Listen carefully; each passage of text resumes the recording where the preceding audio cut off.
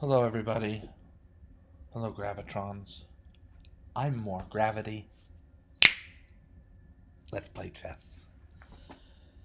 Okay, I got my first win of the day about 3, 4, or 5 minutes ago. It was a fun, fine game.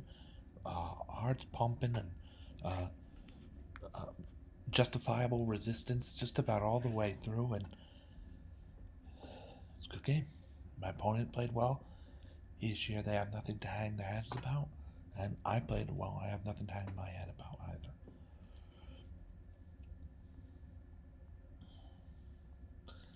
This type of opening. Let's see if we can find a. I think this might be called a. This is a French defense, yeah. That's true because of e6 early. But I was wondering if this might be a Steiner variation, an accelerated pan-off attack. Uh, anyway, I have found this probably doesn't pan out in tournament games. Bishop b5 check to be very useful and strong here, especially in game in 3 and game in 5. We want to make. So white has an extra pawn, right? So that's good. And black has neglected to capture with the queen, which is not all that bad because queen takes d5 and knight to c3, and now the queen has to move again, probably to d8, sometimes to a5. And it seems like a waste of time. So one way is just to keep the queen where she is and add another attacker. I add one defender, and black still outnumbers uh, white because there's only one. There's not no defender right now, so it's not a bad move. It's a book move. But I've found bishop b5 check useful with after bishop d7. Just the main idea is to make this pawn count, right? I have an extra pawn of material, and black's probably going to win that back. But we're going to make this pawn count as much as we can, even forcing a move like bishop to d7, because with the pawn here, with the pawn on d5, blocking with c6 isn't all that delectable, isn't all that good, doesn't appeal, gustatory, all that kind of stuff, because pawn takes c6 liquidates the sort of loose extra pawn. White has for a moment two pawns ahead, and then something like knight takes c6 occurs, and it's back just down to one, but it's a very steady one. After a move, like here we have bishop b5 check. If to block c6, then d takes c6 and knight takes c6.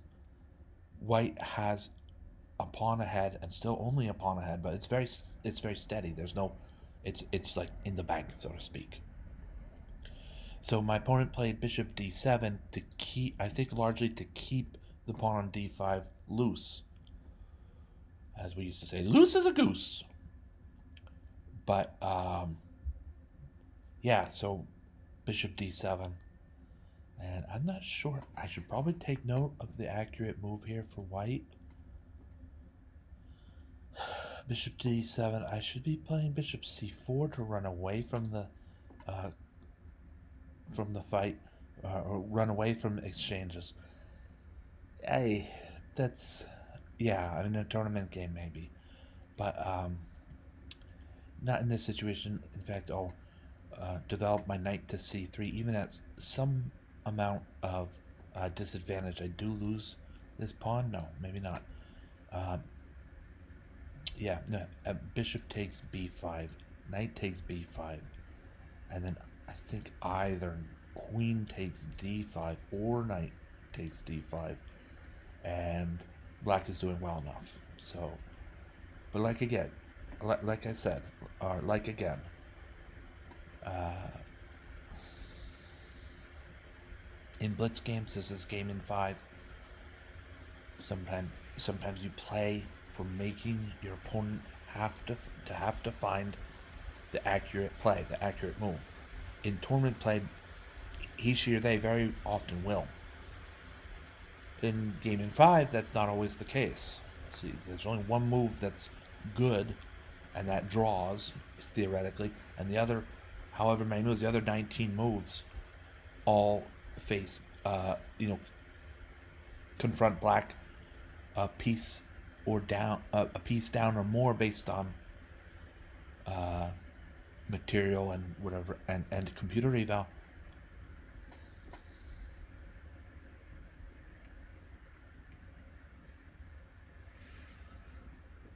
Then black has to find the best move to just to stay alive. Just to stay alive.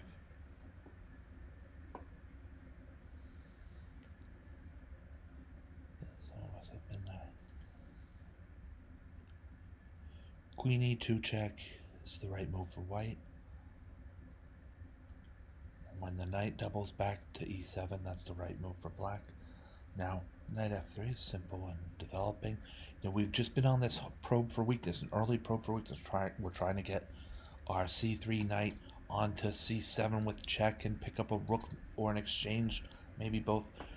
Pick up an exchange or a rook on a8. All this stuff. We have these. A pawn advanced early, a bishop giving check. And then we have to settle ourselves as white. Speaking as white here, we have to settle ourselves to think with white's turn to move here, what is the move? My opponent has found the correct move, knight to e7. We have to just kind of check our ego at the door and say, well, the right move might be to develop my knight to f3. There's nothing there. In other words, there's nothing here. There's nothing here for white. There's no wham bam, thank you ma'am move. There's no great eruption of Krakatoa. The closest thing to it would be knight to d5, but this knight is pinned, yes. It's also protected a lot. So I played knight f3, and it's a better move. It just develops a piece off the back rank and prepares white for castling. Bishop c4. Yeah, and now with a little bit of patience, white will maybe get an attack. We've got one defender on this square and a glob of chess pieces in that area. We have long-range pieces raining down, and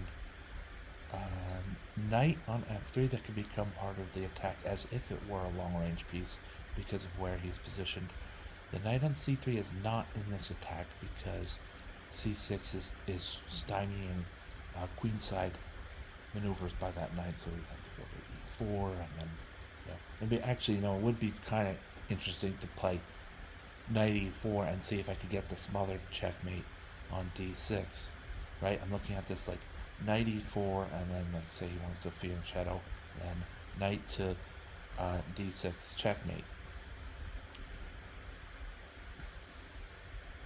That's almost worth it. That's almost worth going for it, and that would be not in this position, giving white an extra move, but rather in this position, which actually could work out even better because black might take the bait on b5, and I'd play knight to d6 checkmate. It's interesting. I don't know what the engine doesn't like it. It's more than it's 2.5 points worse than bishop c4. So we have something forcing. It looks like we have something forcing here for white. And I found it. Knight g5. I found the forcing win. I just didn't know that was necessarily forcing or necessarily a win. And I see that some parts of it are forcing clearly. Bishop takes f7 is checkmate if black doesn't do something concrete about it, other than knight a6 or something.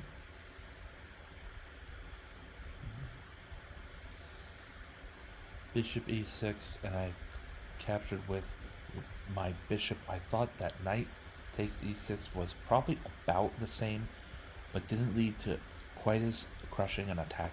Look, bishop is the move, but knight e6, in case you were wondering, is not bad.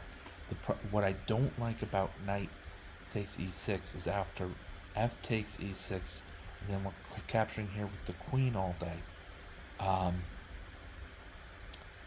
It looks like we should be pressing for a checkmating attack, but as soon as the queen feints to f7 check, the king is actually not that badly placed on d7. Considering the position, he is really badly placed, but it looks like black will be able to rally the wagons and escape without checkmate. Now, I see the evaluation bar considers white ahead by 3.5. That means that somewhere in here, torch 4 smells blood. Okay, that white's going to get a piece somehow. And it's for that reason that I went with bishop takes e6.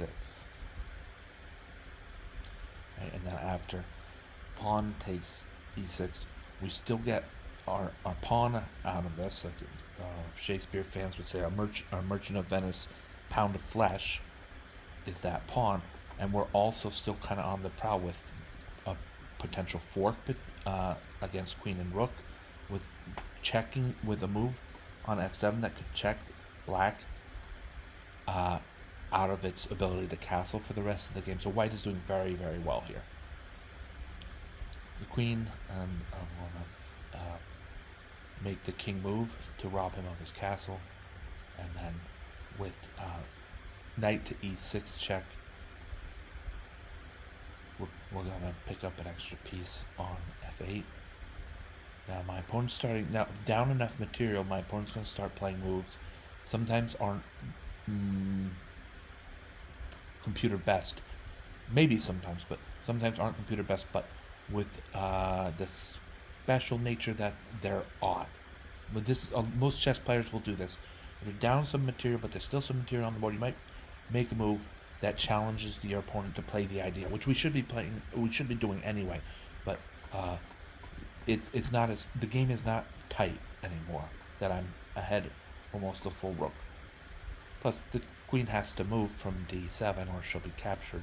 Otherwise, black's in the hole. Another exchange on f8.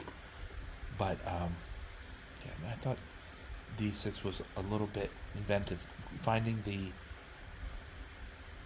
checking square, finding the ability to levy a check against white with queen e5, keeping protection over e7 as well as h8. It's not a bad move. I like this move by black. Play queen to e8.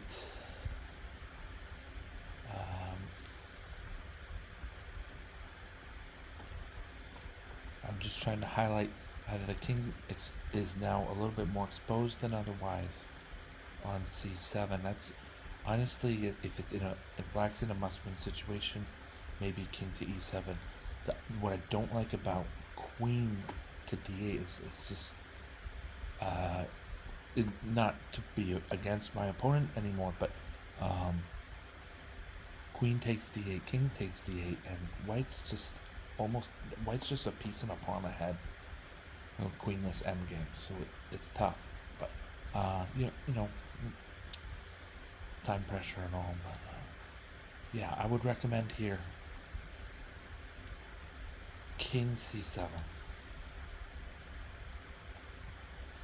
Trading queens on d8. It's also what the computer recommends doing, and what Torch 4 recommends a trade of playing queen to d8. And like I said, I'll just trade queens all day, and my knight will be able to escape.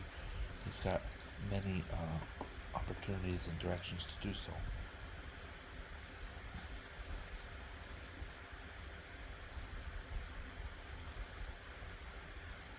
Just sort of, queenless endgame sometimes is like this. It has these sort of slow build-up moves, both sides probing for weakness.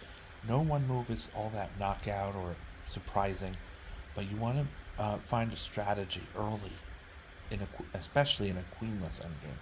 You want to find a strategy early. Queen endgames will rely more on calculation. However, without the queen, find a strategy. My strategy here was partly based on stability of pieces and structure, and that comes about with the pawn on d4 protecting e5, So if there's a capture, and even if this pawn is lost in a follow-up capture, then at least I've had my, again, with the Merchant of Venice, so a pound of flesh. And I realize that play is very insensitive, so that's not what I'm trying to get at. I hope not to offend, but but the idea in terms of chess still is there, that I get the knight off the board if it costs me my bishop and my pawn. I think this does occur in the game, so we'll take a look. So now, knight takes h7, right? And now my opponent's going to take my bishop, but I'll take his knight. Overall, 4 points for 4 points. Who did better? White. White did better there because the 4-point material advantage looms ever larger. Okay, I get it. I'm hammering this point home because it's one of the most important things for winning chess. Rook e1, and then trading all day. Now after this trade, we have white to move here. The disciplined move, king to f1, getting the king into the game, even just to cover this one measly e1 square might be very important, so that if this rook wanders a bit and wants to harry or harass some pawns, white doesn't find himself in a back rank checkmate. Right? The back rank checkmate is looming large here, so I put up my knight on f1 primarily to defend against that, to defang, that's a good word, defang, to defang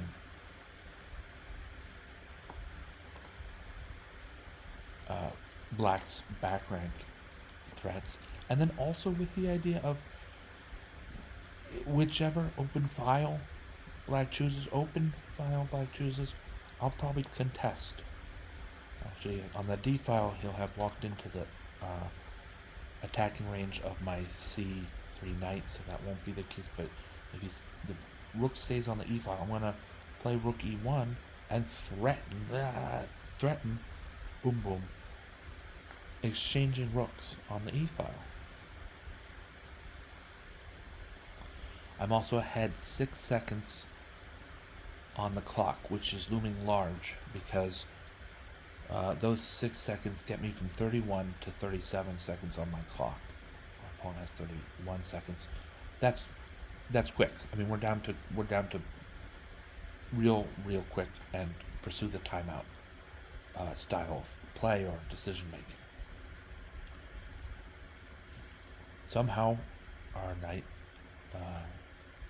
moves away from this. Remember I said about stability of pieces, knight to e4, where he's protected by the knight at c3, and she's protected by the knight at e4 back. And it also totally clogs the e file away from black's rook. They're going to protect each other so that if an important recapture needs to be taken, they can do so. One to the other and the other to the one. We even have this pawn on b2 helping out by covering c3.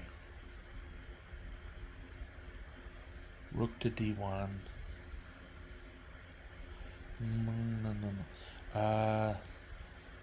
Yeah, rook to d1's good. Let's say if I had played, yeah, rook to d1's good.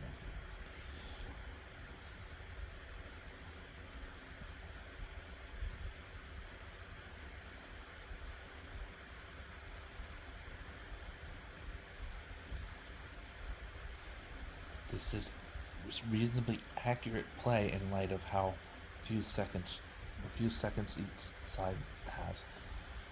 With tournament, I'd probably play rook takes d7, although they're both pretty good. You want to get rid of my opponent's last piece. So now, right, we're just down to moves made under time pressure. Checks are usually a good bet, but not always. I don't know. Managed to get the timeout with the mate and 7 on the evaluation bar. What a game. What an exciting and fun interesting, challenging, difficult game of chess. I love it. So, thanks to my opponent, and I'm going to sign off now. So, thank you all for watching. Thank you, Gravitrons. I'm more gravity. Have a great night.